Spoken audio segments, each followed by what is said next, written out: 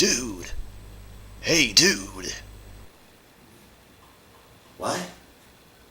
I thought you were going to do a review today. Oh. Oh, yeah. Right. Sorry.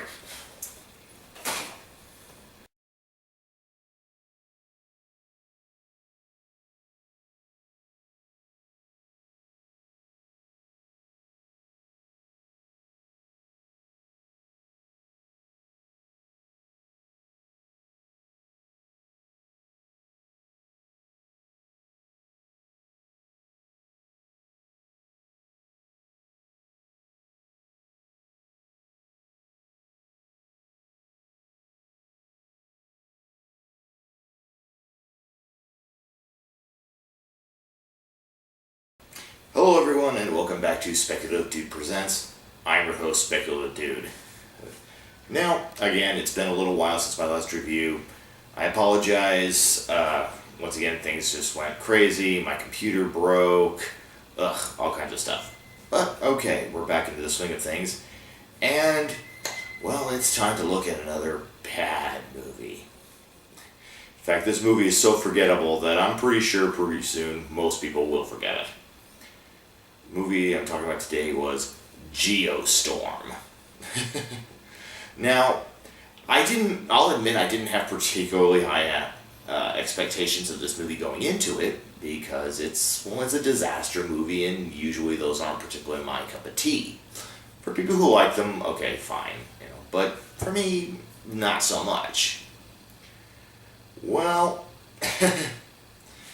this movie plays out. Well, I'm trying to think of some nice things to say, but I can't really think of anything. The best part of the movie would be the villain, who's just so ridiculously over the top, and it's fairly obvious who it is early on. So there's really nothing to say.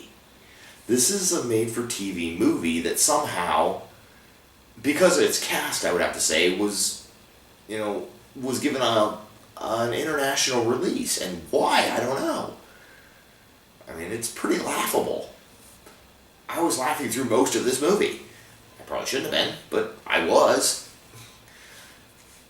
Okay, so starting at the beginning, Gerard Butler is our main character.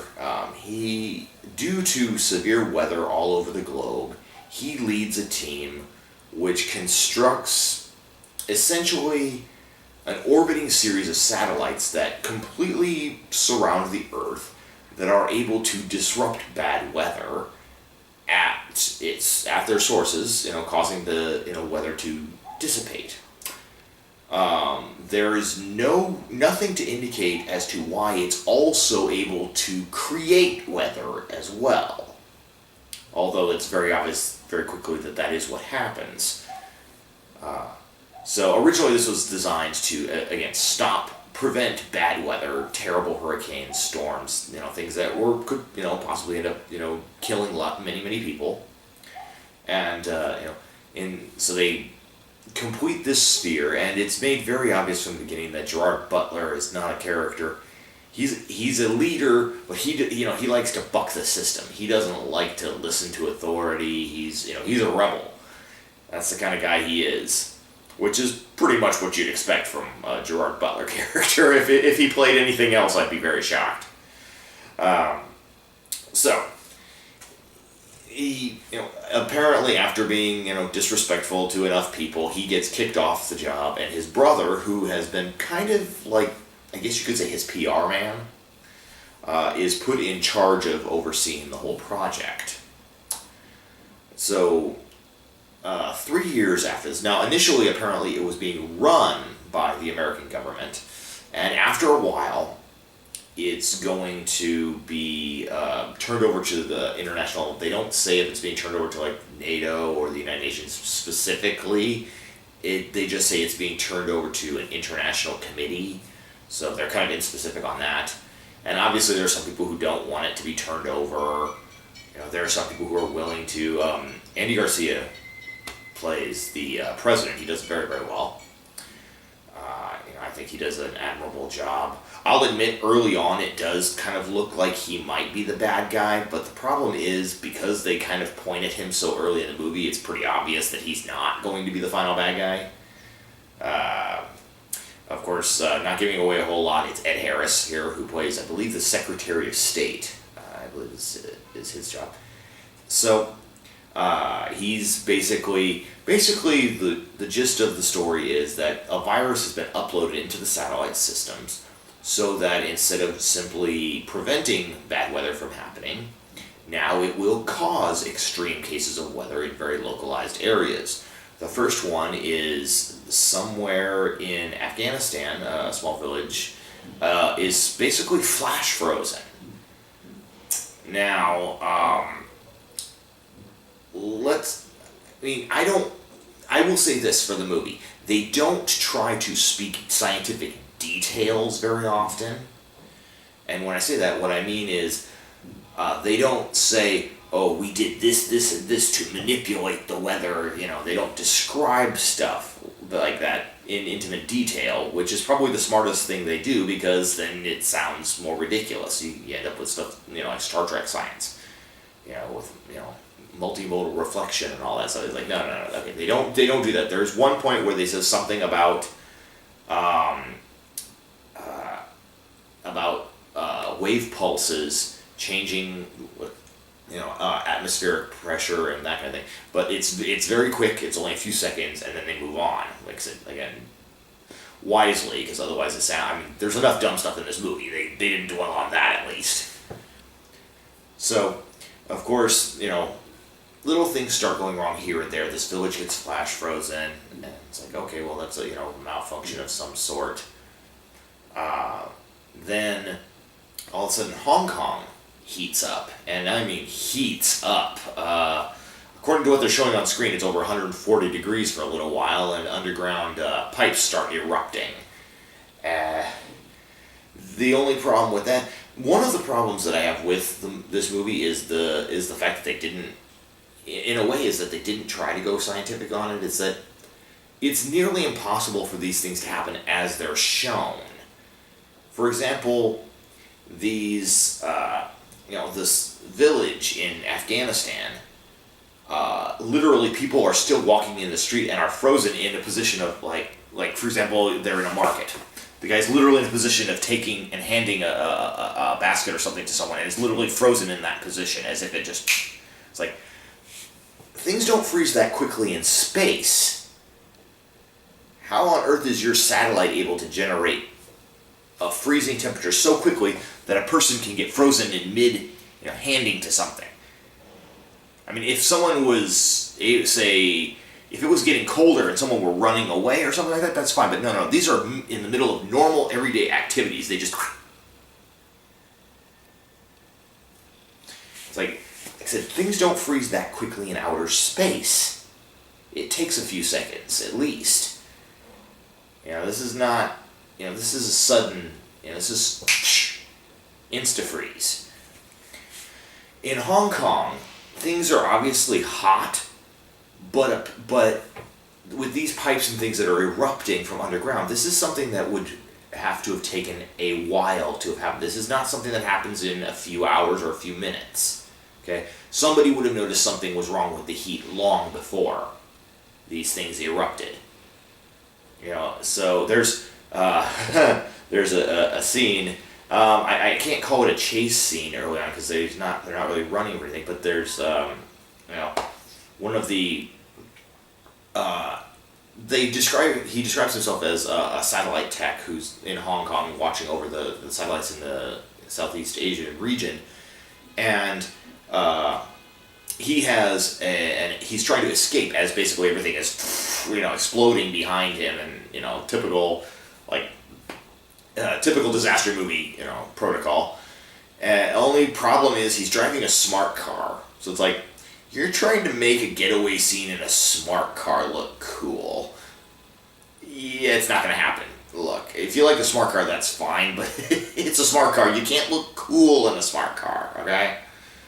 Okay, you can't make a driving scene look cool in a smart car. It just doesn't work.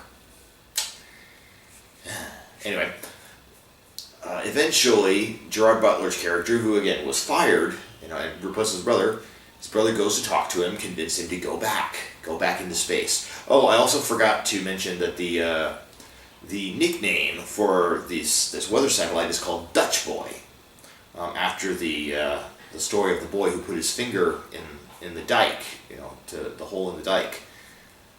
There's two problems with that.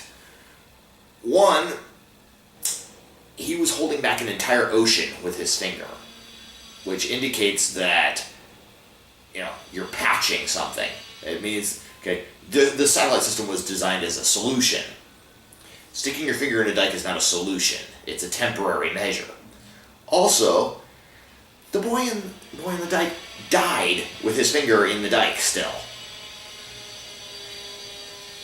It's like, this is not a good nickname to give this satellite system. This is not a reassuring name to give a satellite system that's supposed to save the Earth. Save the people. It's like, no.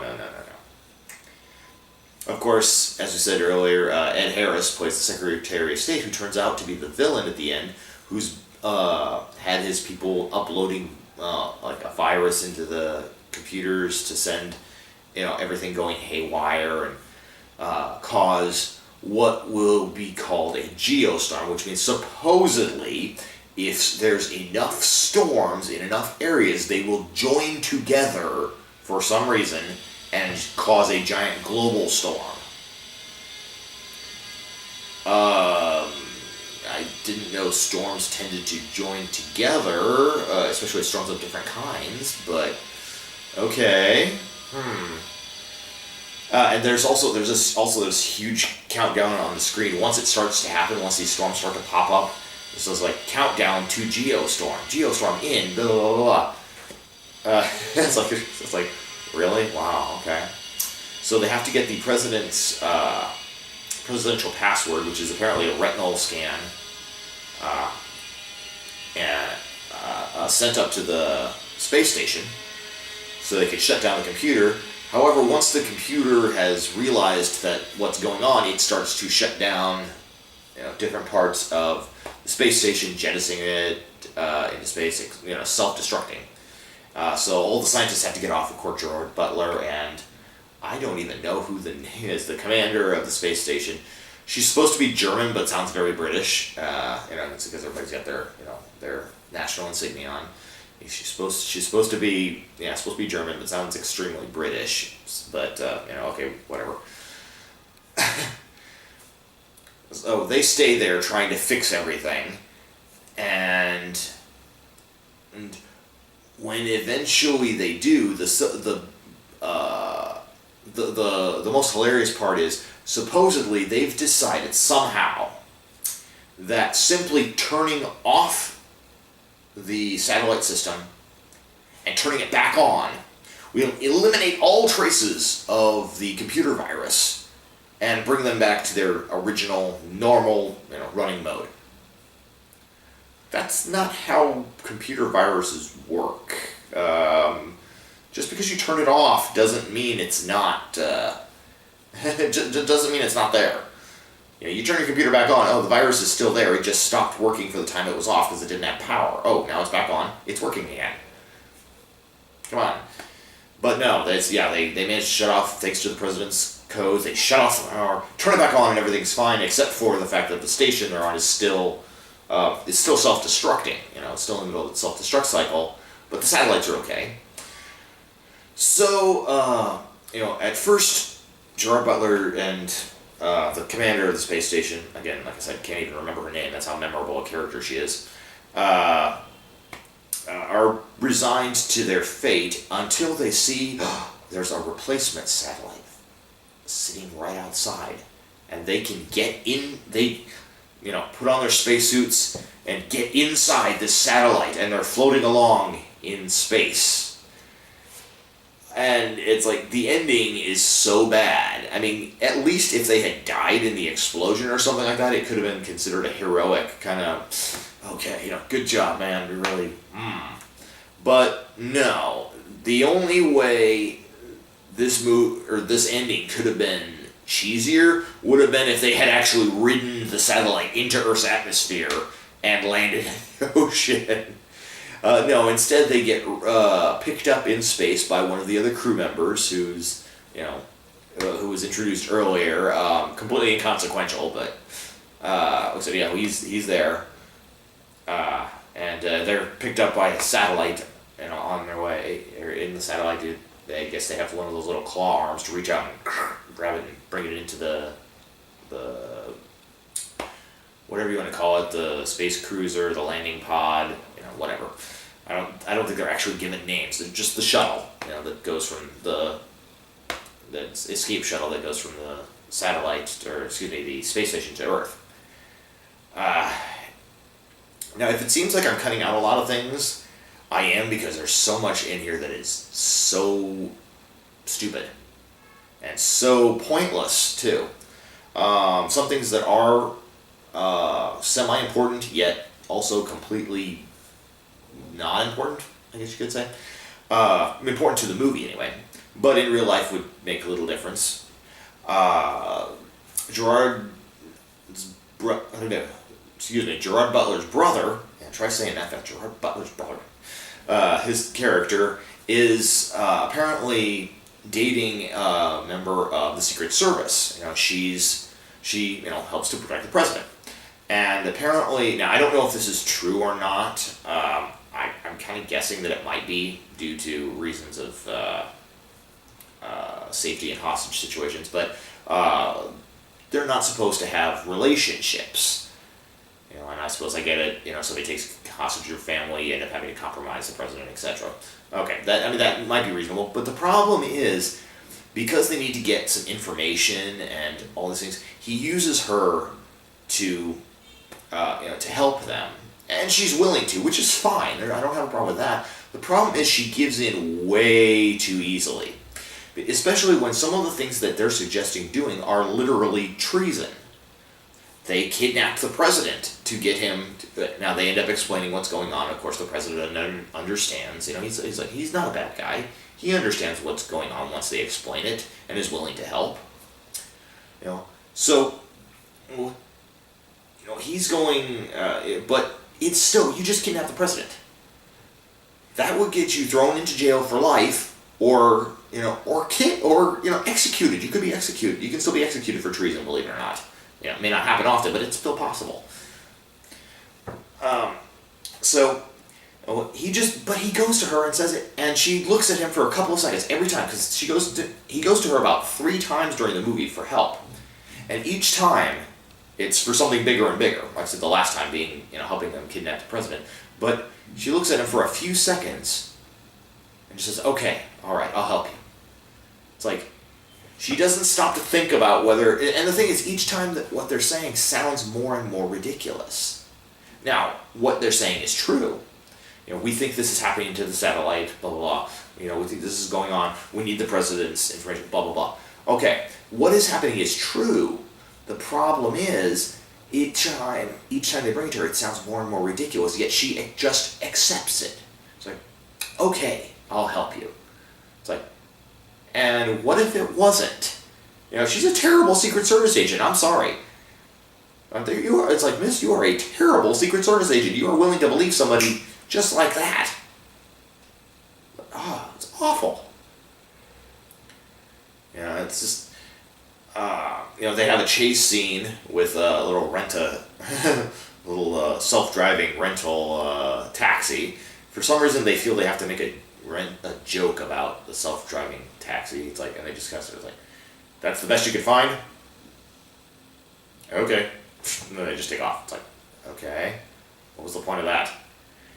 There's so many things in this movie. This really looks like I said, this is a made-for-TV, the Sci-Fi Channel.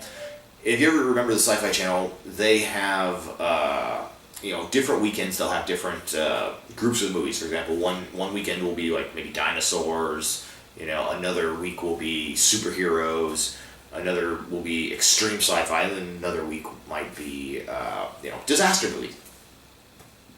This feels like one of those movies that should have been on the disaster movie weekend on the Sci-Fi Channel. But the problem is, it has all these, big name celebrities, Ed Harris, Andy Garcia, Gerard Butler. It's like, they've got these people on here, and they're not gonna put them on a made-for-TV movie.